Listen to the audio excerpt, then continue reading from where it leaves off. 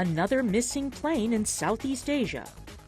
The search is underway for AirAsia Flight 8501. Africa's baby boom, preparing for a tsunami of babies with smart government policies. And after nearly 2 decades of marriage, a U.S. comedian and his wife call it quits. Africa 54 starts right now.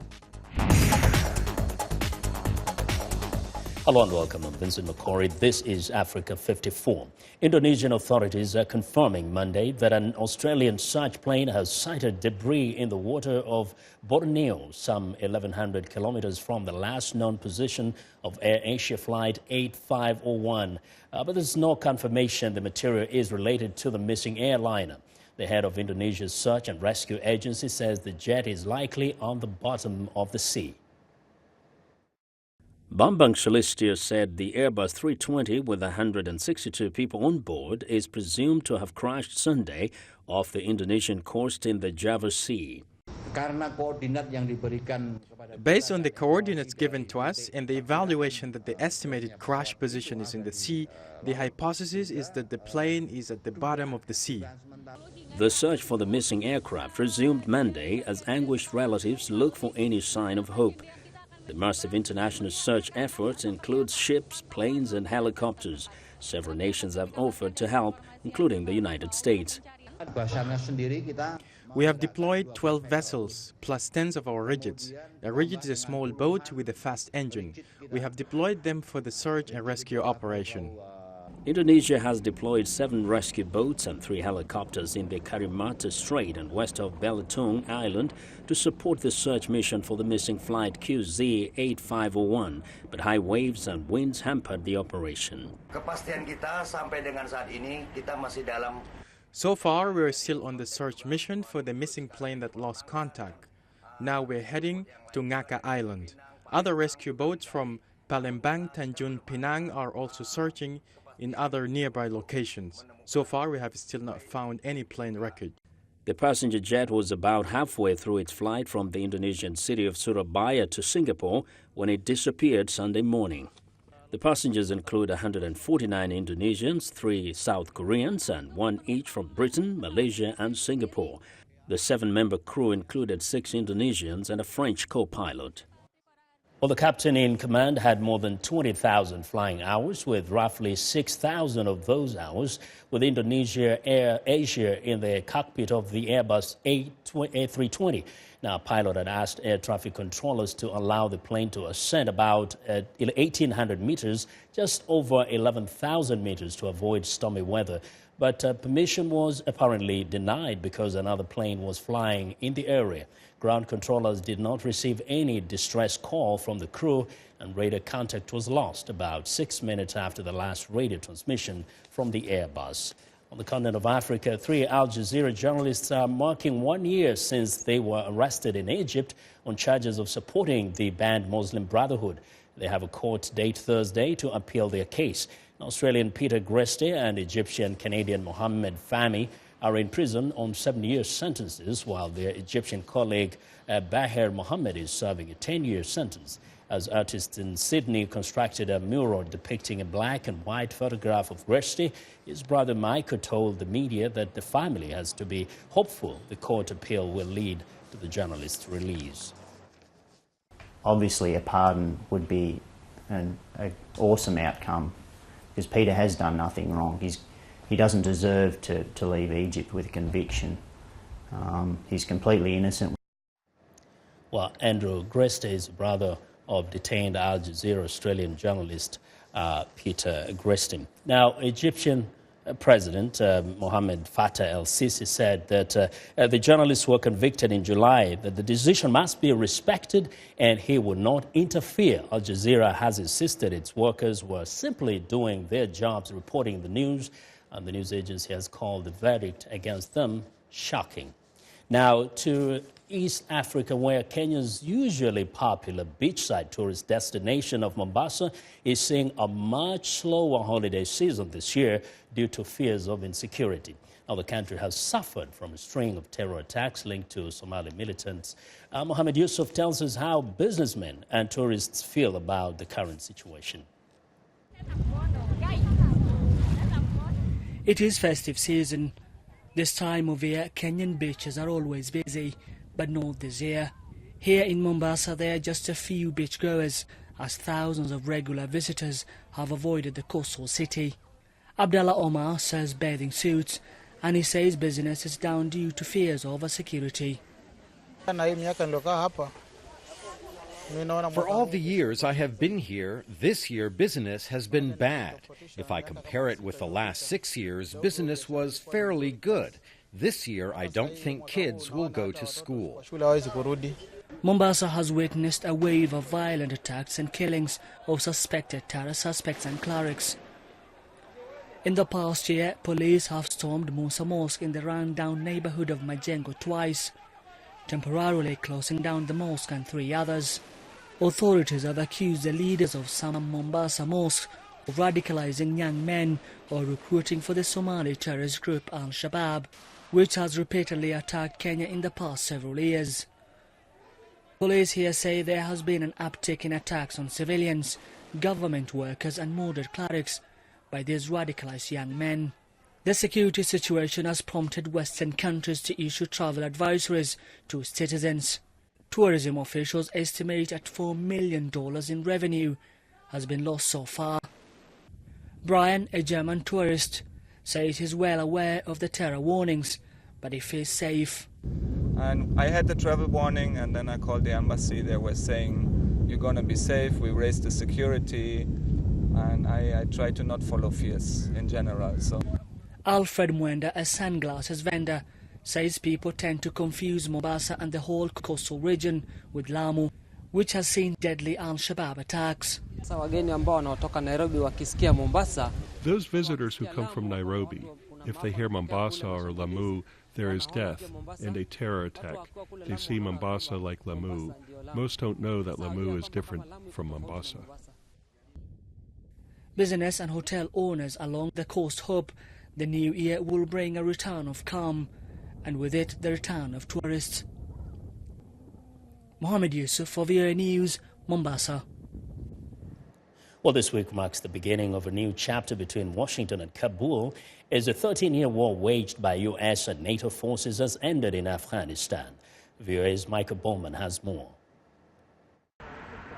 Spawned by the horror and trauma of the attacks of September 11, 2001, on my orders, the United States military has begun strikes against al-Qaeda terrorist training camps. America's longest ever ground war is now over.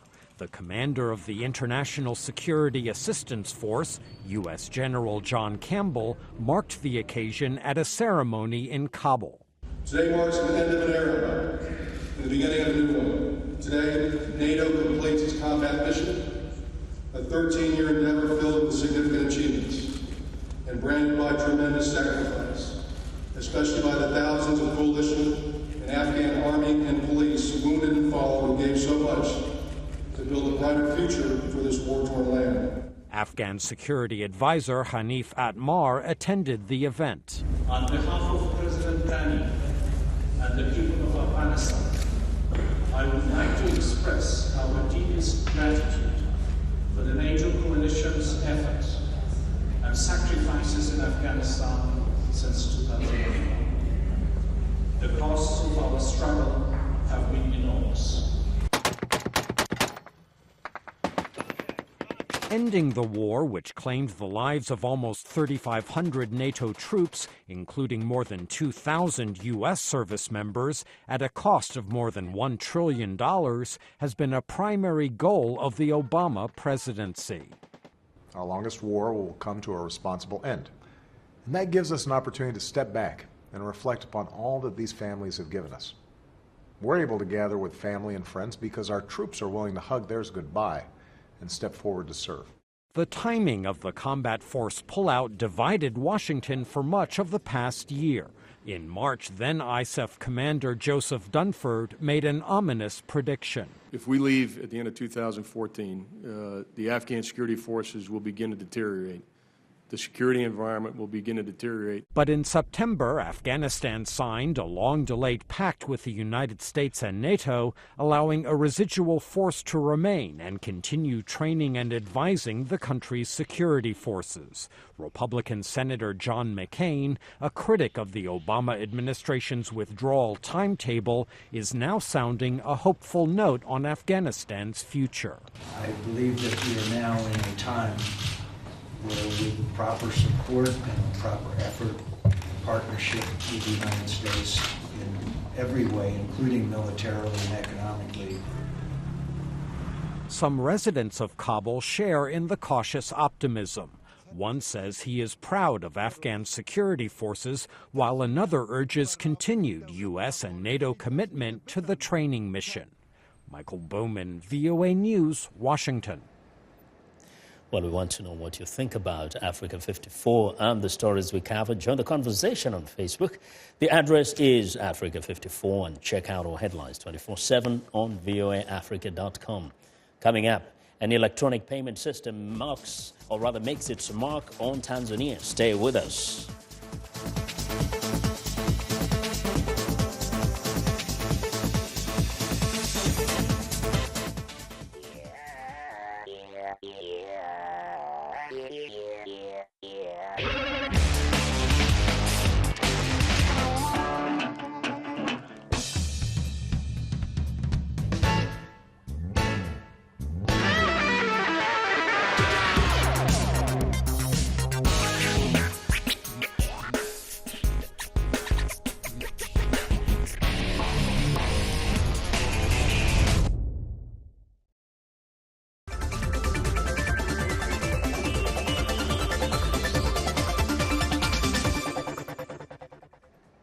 Welcome back. In Tanzania, transferring money is getting much easier and more convenient. Africa 54's Paul Ndiho tells us about the company that is making it all, or rather behind it all. Paul?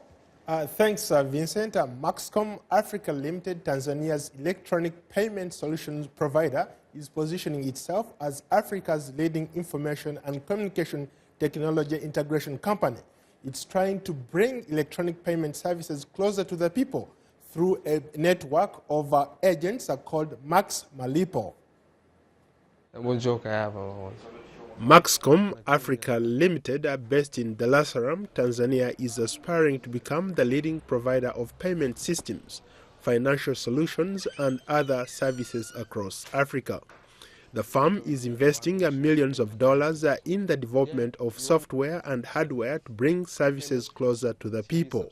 The company records indicate that more than $150 million are passed through its electronic payment system. The company has expanded its business enterprise to neighboring countries in Rwanda, Burundi, and now eyeing Uganda and Kenya. Juma Rajab, managing director of Maxcom Africa, says they want to facilitate the transformation of Africa's economy from cash-based to an electronic wallet economy. We are simplifying the life of people by bringing service closer to the community in terms of utility payment, banking services, pension funds. So whoever you mention, so we bring it to the people and connect to the popular mobile payment systems into these services. Rajab notes that his company came up with the technology to extend these services to normal retail shops closer to the people, and later on integrated these services to mobile platforms where people could easily access them. We started with utility. We went into now payment of tax, people can now pay tax from our platform using a corner shop or using mobile platforms. Deogracius Lazari, head of the commercial department, says electronic payment services were non-existent at the time when they started offering services in 2009. With this point-of-sale machine, you can offer various services, including sales of utility services like electricity, airtime, paying for water bills, and even the Tanzania Revenue Authority bills. So on this machine, a normal retailer just gets the details from the customer, especially the bill number or the phone number, and then he pays the services. Tech analysts say passion and determination has helped Maxcom Africa transform lives not only throughout Tanzania, but outside the country as well. The service has since been expanded to encompass many types of financial transactions, including banking and various types of tax collections. Patrick Mbago provides banking services.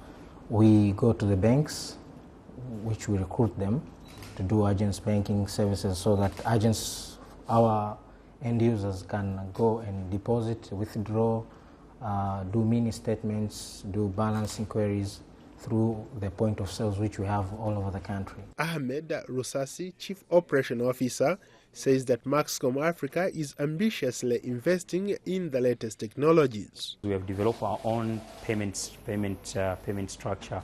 That is our own agent network. We call Max Malipo agents, in which custom and public at large, they can visit our agents, various agents across the nation, and get different services. Analysts suggest that Maxcom Africa has the potential to grow beyond East Africa because it's providing services that are needed on the continent. In my next report, I will take a closer look at how Tanzania's filmmakers are determined to develop the industry until it can rival Nigeria's Nollywood. Back to you, Vincent. We look forward to that. Thanks a lot, Paul. Now, by the year 2050, UNICEF says 2 of every 5 children in the world will be in Africa. This unprecedented demographic shift has 2 complementary causes. The already young population will soon reach a reproductive age, causing a baby boom. Those watching the boom say African nations urgently need to prepare for this massive wave of babies with smart government policies. VOA's Anita Powell reports from Johannesburg. Pastor Princewell Elimyaga doesn't need to read the reports to know Africa's population is booming.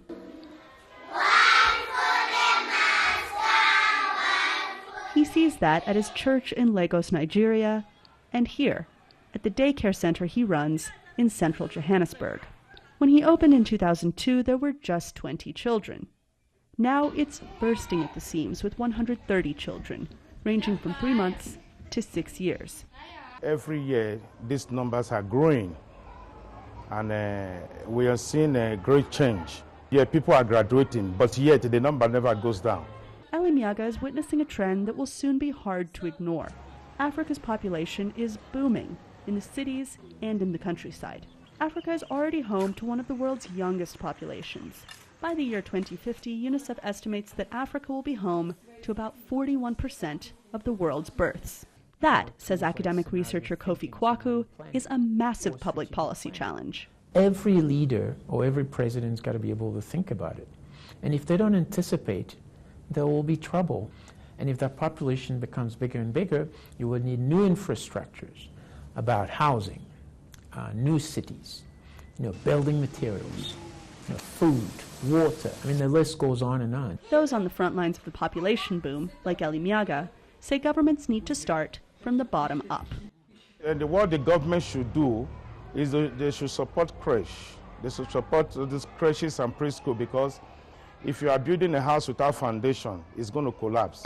Kwaku says Africa has many problems, but its population, he says, is not one of them. Africa doesn't have a population problem. What Africa might have, in fact, is a resource allocation problem. Timbisa Madlanga is a teacher at Mountain Creche. She has watched as her class of 2-year-olds has exploded in size. She says that has partly convinced her to stop her own family at child number 2. Because of the responsible, I don't think I'll do have 5. I can manage to feed 5.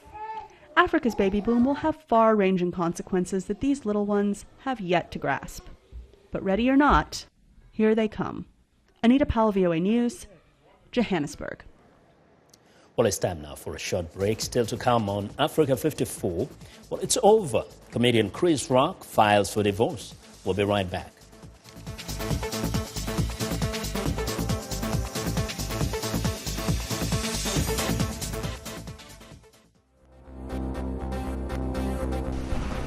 How are you doing?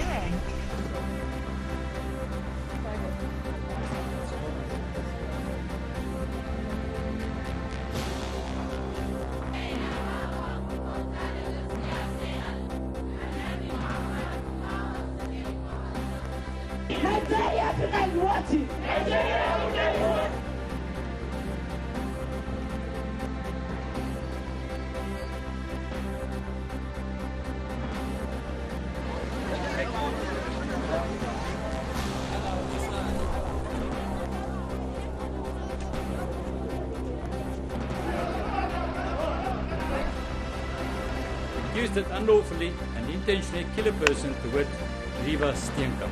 How do you plead? Not guilty, my lady. Thank you.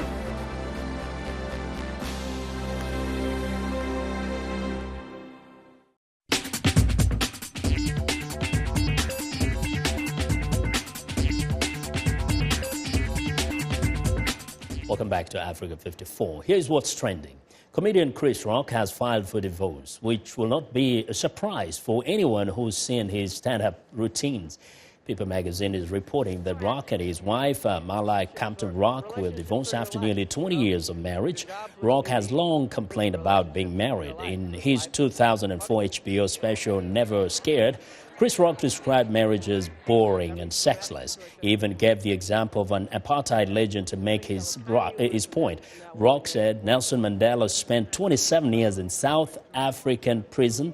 A man can do hard labor in 100-degree South African heat for 27 years and did it with no problem. He got out of jail after 27 years of torture, spent 6 months with his wife, and said, "I can't take this no more."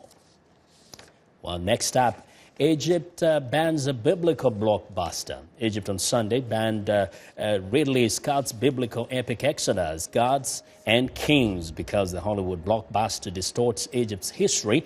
The Cultural Ministry says the film put forth a reading of Egypt's history that is at odds with the story of Moses told by the world's monotheistic religions. Egypt is a conservative country with a Muslim majority and a sizable Christian minority. Morocco has also reportedly banned the film, which has so far grossed $107 million in 2 weeks in worldwide releases. And finally, 2014 draws to a close this week, will be taking a look back at some of the most offbeat viral sensations of the year. Remember the dancing priests? Well, the Reverend David Ryder and the Reverend John Gibson first shot to internet fame when they were filmed in April during a fundraiser at the North American College, the elite American seminary up the hill from the Vatican. Ryder warmed up the crowd with a lively tap dance routine, only to be pushed aside by Gibson's fast-footed Irish dance. Soon, they were battling it out, trying to impress the crowd. The video, called a must-see tap dance duel by U.S. seminarians, has racked up over 2 million views on YouTube since it was posted in October. And that is what is trending today.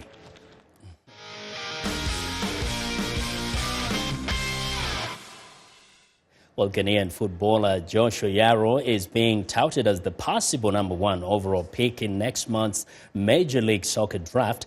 The defender for Georgetown University here in Washington visited our Africa 54 studios earlier in the year and told viewers Sonny Young where he is from in Ghana.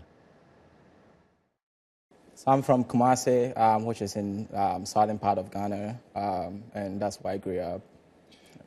Talk a little bit about how you came here to the Washington area. You were at the Right to Dream Academy in Ghana. What was that like? So I joined the Right to Dream Academy in 2006, and so the Right to Dream Academy is a foundation that was started by a man called Tom Vernon, and he came to Ghana and saw kids play, and he thought they really had a talent to play at the next level, and so, but had no help in getting up and get on a stage where people can actually see their talent. And so he took upon himself and started the Right to Dream Academy, where it was boarding, where kids will be able to play soccer and get coached by high-level coaches, and also at the same time be able to go to school. And because he realized how important education is in the lives of athletes, because I mean you can only play till you're about 35 maybe if you're lucky, and what are you going to do with the rest of your life after that? So he figured out educating young Ghanaians and giving them high level of coaching would help them become better leaders to someday go back to Ghana and give back to the community in any way they can. Now, is that one of your goals, to maybe return one day to Ghana to give back, as you say? Yeah, definitely. I would want to go back when I'm done with college, to go back to Ghana and hopefully have a positive impact on my community and help in any way I can. And so far, that's the plan, and that's always been my dream, to get all this, the wonderful education I've received, both in high school and in my college years, take that knowledge back to my country and serve my country in any way I can. Now, after Right to Dream, what was your path to the United States? Did you go directly to Georgetown? No, so I actually went to a private boarding school in California called the Cate School, which is in Carpinteria, a small town, which is about 20-25 minutes drive from Santa Barbara. And so I went to the Cate School for 3 years, came over as a sophomore, and then through Cate, I was able to get to Georgetown. Talk about your first season with the Hoyas of Georgetown. How was it? It was great. I mean, I wouldn't trade that for any other team, because we have a great coaching staff. All my teammates are really nice, and even the fans, the support system at Georgetown was great. And people usually think like having a good team or having good coaches it will help you, but developing as a player in an environment where you are always not stressed and have everything you need actually helps us as an athlete. And that's something that I got at Georgetown that I don't think I would have had in many places, because my coaches, although they are my coaches, they also really care about how well I do in school and every other thing regarding my life. And that's something that really helped me throughout my season. And my teammates are great. I really like them, and I wouldn't ask for any other teammates. They've been great, and together as a team, I think we did really well. And I think we're going to keep improving as a team without any doubt. And I'm really looking forward to the next season, what the next season has in store for us. In terms of how well you're doing at school, what are you studying at Georgetown? So I'm studying government in the college with a concentration in international relations. And people usually ask me why I do that. Well, I want to be an international relations major because I definitely want to go back to Ghana and work in our government. Good job. Well, that's our show for today. Be sure to watch Africa 54 on our website at voaafrica.com for more news. Tune in to VOA's evening radio show, Africa News Tonight, at 1800 UTC, and in the mornings to Daybreak Africa between 0300 and 0600 UTC, Monday through Friday. Thanks a lot for watching. From all of us in Washington, have a good night.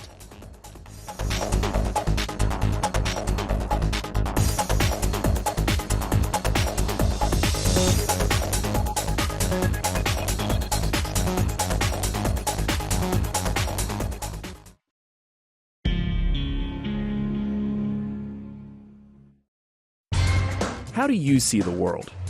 I see countries in turmoil. I see our planet changing. I see people at peace. No matter how you see the world, you'll get an unbiased and uncensored view of it on Voice of America. On television, radio, online, and mobile. In more than 40 languages all day, every day. Millions of people tune us in. How do I see the world? On Voice of America. We are able to touch on things that are important to people on an everyday basis. Hello and welcome. I'm Vincent McCory. This is Africa 54. In a lively half hour, news, sports, health, lifestyle information, comments from our viewers. Africa 54, the best for Africa, about Africa. Join us only on VOA.